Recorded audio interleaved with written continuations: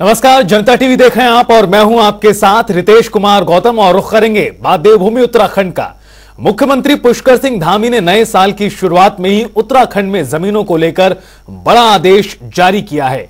उत्तराखंड में अब सरकार के अगले आदेश तक एग्रीकल्चर और हॉर्टिकल्चर के लिए राज्य के बाहरी व्यक्ति जमीन नहीं खरीद सकेंगे। मुख्यमंत्री ने सभी जिला अधिकारियों को निर्देश दिए कि सरकार के अगले आदेश तक बाहरी व्यक्तियों को जमीन नहीं बेची जानी चाहिए। प्रदेश में सोशल मीडिया से लेकर सार्वजनिक मंचों में सशक्त भू कानून की मांग लगातार की जा रही है। मुख्यमंत्री के इस आदेश को भू कानून से जोड़कर भी देखा जा रहा है। तो वहीं इस फैसले को लेकर विपक्ष ने सरकार पर कटाक्ष करते हुए कहा, यह कोई नई बात नहीं है, कांग्रेस सरकार ने पहले यह फैसला ले लिया था, लेकिन त्रिवेंद्र सरकार में उसको बदला गया और कुल मिलाकर यह फैसला जनता के दबाव में लिया गया है। देखिए, मैंने पिछले वर्ष मई में भी कैबिनेट में इस बात की चर्चा की थी और एक हमने निर्णय तभी ले लिया था कि प्रदेश के अंदर जितने भी प्रकार की जो जमीनें खरीद रहे हैं उनका पहले हम वेरिफिकेशन करेंगे और वेरिफिकेशन करने के बाद उसको जो है जो विधिक मान्यता है या स्वीकृति प्रदान करेंगे। और आज से नए वर्ष में हमने जो कृषि के लिए जो भूमि अन्य लोगों के द्वारा खरीदी जाती है उस पर हमने अभी रोक लगा दी है। देखिए, 2023 में मूल निवास प्रमाण पत्र को लेकर कुछ लोगों में संशय था।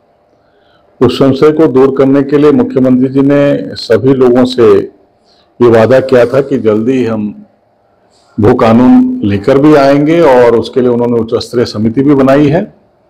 और एक ऐतिहासिक निर्णय उनका ये रहा नववर्ष में सभी उत्तराखंड वासियों के लिए कि 2003 के बाद के लोगों को उत्तराखंड राज्य में भूमि की खरीद फरोख्त पर रोक लगाई दी गई है। तत्काल प्रभाव से कोई भी व्यक्ति कृषि भूमि हो, उद्यान की भूमि हो, दूसरी जमीनें हैं, 250 गज से ज्यादा नहीं खरीद सकता है।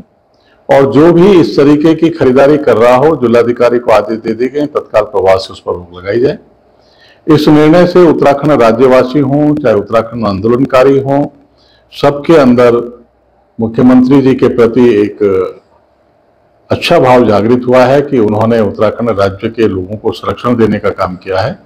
और मुख्यमंत्री जी का वादा है कि भविष्य में भी हम भू कानून को लेकर, राज्य के मूल निवास प्रमाण पत्र को लेकर जो उन्होंने कमेटी बनाई है उसका जो निर्णय आएगा उसको हम लागू करेंगे। इसलिए राज्यवासियों के हक और अधिकारों का हनन नहीं होने देंगे।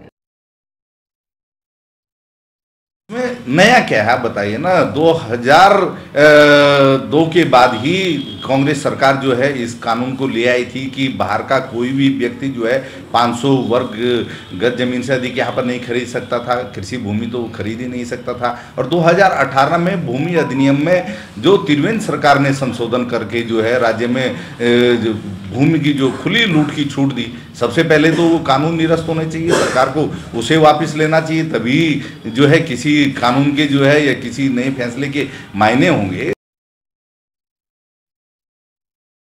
धामी जी से एक ही बात कहना चाहते हैं, बहुत देर कर दी हुजूर आते आते। 2017 तक एक सख्त भू कानून इस प्रदेश में विद्यमान था, जिसकी वजह से गैरसैंण, भराड़ीसैंण की जमीन और कृषि भूमि बची रही। लेकिन 2017 में आपकी प्रचंड बहुमत की और ट्रिपल इंजन की सरकार आने के बाद से जैसे उत्तराखंड के लिए अभिशाप बन गया। 7 सालों में इतनी ज़मीनें खुर्द-बुर्द हो चुकी हैं। एक पन्ने में जहां आपके भू कानून को लेकर घोषणा की खबर छपी है, तो दूसरे ही पन्ने में दूसरी खबर छपी है जिसमें कहा गया है कि भूमि बची कहाँ उत्तराखंड में, सारा भू माफिया चट कर गए हैं। अब बचाने के लिए हमारे पास बचा क्या है? अगर काश आप मुख्यमंत्री बनते ही इस पर फैसला ले लेते तो पिछले 3 साल में जो खुर्द-बुर्द की गई कृषि भूमि उससे बचा जा सकता था। इसलिए अब ये सब बेमानी साबित हो रहा है, क्योंकि भूमि हमारे पास जिले बनाने के लिए तक नहीं बची।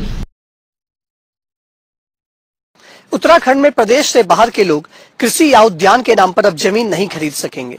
उत्तराखंड में जमीनों का खुर्द-बुर्द करने की बढ़ती घटनाओं पर रोक लगाने के लिए धामी सरकार ने यह एक बड़ा फैसला लिया है।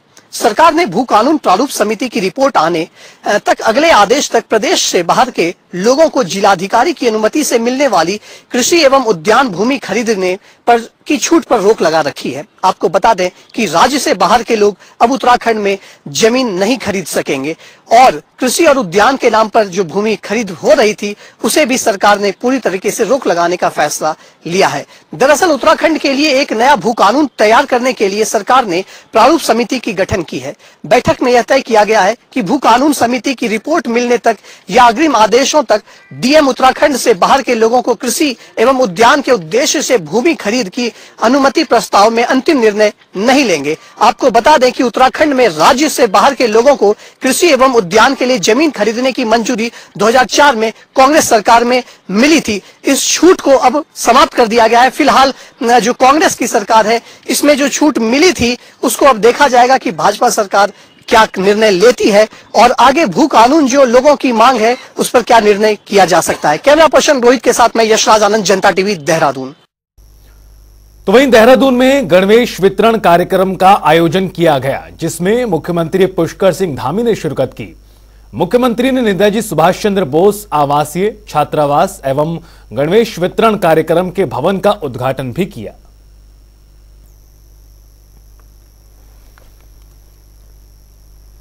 तो वहीं मुख्यमंत्री पुष्कर सिंह धामी ने एक्स पर पोस्ट करते हुए नववर्ष 2024 की शुभकामनाएं दी हैं। नए साल पर जारी संदेश में मुख्यमंत्री ने सभी प्रदेशवासियों के सुख, शांति और समृद्धि की कामना भी की।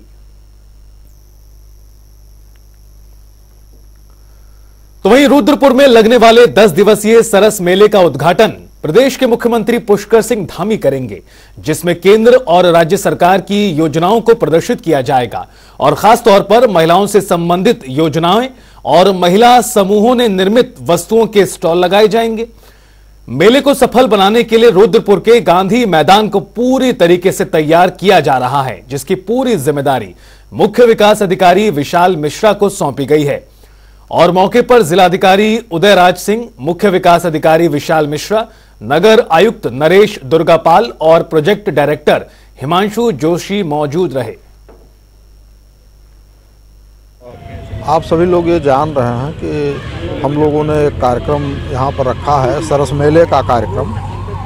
तो सरस मेले का कार्यक्रम तो 10 दिन चलेगा, लेकिन उस कार्यक्रम में इस जनपद के जो विभिन्न योजनाओं से जुड़े लाभार्थी हैं, विशेषकर महिलाओं को हम लोग यहाँ पर ले आएंगे। हमारे तमाम जो स्टॉल्स लगेंगे जो कि सेल्फ हेल्प ग्रुप द्वारा तैयार किए गए हैं, तो एक मेगा कार्यक्रम जैसे अन्य जनपदों में हुए हैं, तो हम लोग भी एक कार्यक्रम कराने की पूरी एक प्लानिंग बनाए हुए हैं। उसी के तहत ये गांधी पार्क में जो तमाम उबड़ खाबड़ जगह थी इसको लेवलिंग कराई जा रही है। तो वहीं लोकसभा चुनाव के लिए भारतीय जनता पार्टी अपनी तैयारियों में जुटी हुई है और इस कड़ी में बीजेपी ने गांव की तरफ रुख किया है।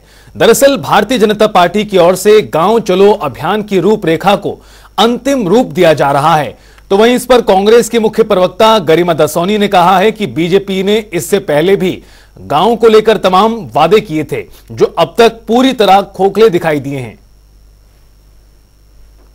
जनता पार्टी के संगठन के द्वारा इस तरह की घोषणा कोई पहली बार नहीं हुई है। कई तरह की इस तरह की घोषणाएं हमने पहले भी देखी। अपने सभी सांसदों को, मंत्रियों को, विधायकों को इन्होंने गांव में प्रवास करने की सख्त हिदायत दी थी। एक भी जनप्रतिनिधि इनका एक रात भी गांव में नहीं रुका। वहीं इन्होंने कहा कि अब पार्टी कार्यालय में सारे मंत्रीगण बैठेंगे और कार्यकर्ताओं को जो कष्ट परेशानी है उनको दूर करेंगे। एक मंत्री नहीं कार्यालय में बैठता।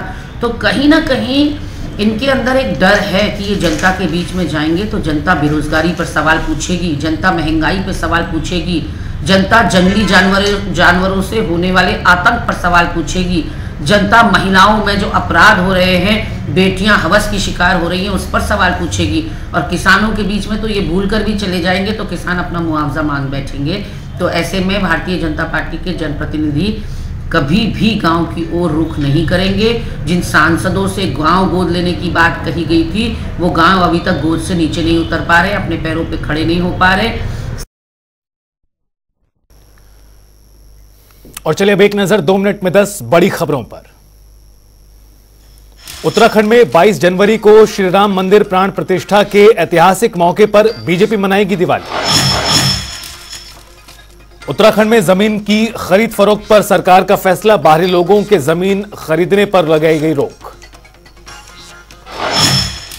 धामी सरकार ने नए साल पर निगम कर्मियों को दिया तोहफा, निगमों और निकायों के कर्मचारियों का महंगाई भत्ता बढ़ाया। देहरादून में समाजवादी पार्टी की जिला कार्यकारिणी की बैठक, जिले के सभी कार्यकर्ता रहे मौजूद, मिशन 24 पर हुई चर्चा। उधम सिंह नगर में प्रसिद्ध दरगाह पर सियासत जारी, दरगाह को लेकर नहीं थम रहा है विवाद, न्याय के लिए दर दर भटक रहा पीड़ित।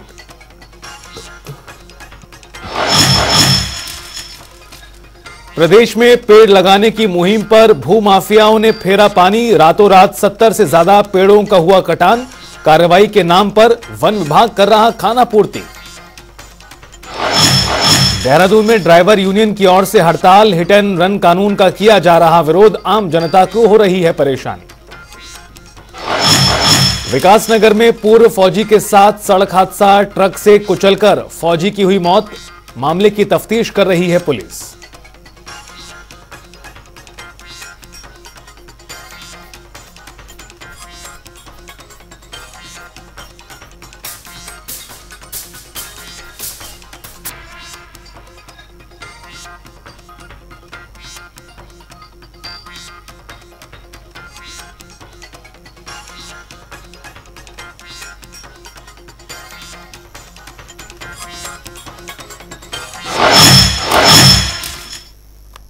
और फिलहाल इस बुलेटिन में इतना ही। वक्त तो चला एक ब्रेक का, आप देखते रहिए जनता टीवी।